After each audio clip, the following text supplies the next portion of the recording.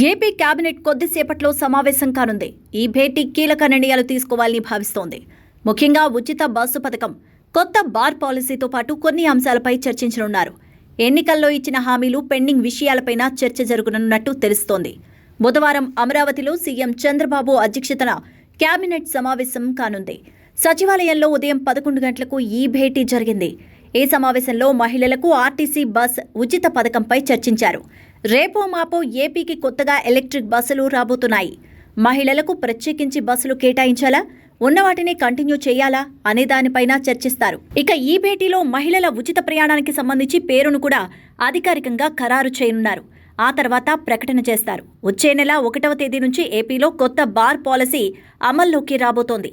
ఇప్పటివరకు ఉన్న బార్ల పాలసీ గడువు ముగియబోతోంది. దీనికి సంబంధించి ప్రతిపాదనలు ఇప్పటికే అధికారులు సీఎంకు వివరించారు. ఏపీలో 840 బార్స్ ఉన్నాయి. కొత్త పాలసీలో లాటరీ పద్ధతిలో బార్లకు అనుమతులు ఇవ్వనున్నారు.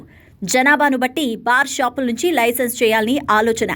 50,000 జనాభాలో ఉన్న ప్రాంతంలో ఫీజు 35 లక్షలు పెట్టే అవకాశం ఉంది. బార్ పాలసీలో కొత్తగా గీత కులాలకు 10% బార్లు దక్కబోతున్నాయి. బార్ లైసెన్స్ ఫీజు ద్వారా ప్రభుత్వానికి 700 కోట్లు ఆదాయం రావచ్చన్నది అధికారులు అంచనా. దీనికి తోడు ఆగస్టు 25 నుంచి కొత్త స్మార్ట్ రేషన్ కార్డుల పంపిణీ ప్రభుత్వం సిద్ధమైంది. ఇప్పటికే మంత్రి నాదెండ్ల ప్రకటించారు ఈ విషయాన్ని.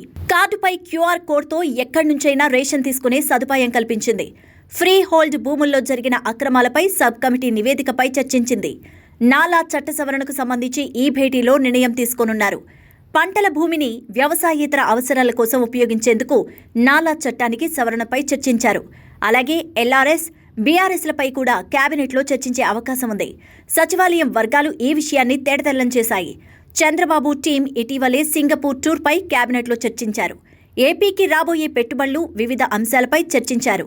లిక్కర్ కుంభకోణంలో నగదు బయటపడ్డం, జరిగిన అరెస్టులు మంత్రులతో సీఎం చర్చించారు. కేబినెట్ సమావేశం తర్వాత తెలుగు రాష్ట్రాల రాజకీయాలపై తోటి మంత్రులతో ముఖ్యమంత్రి మాట్లాడే అవకాశం ఉంది.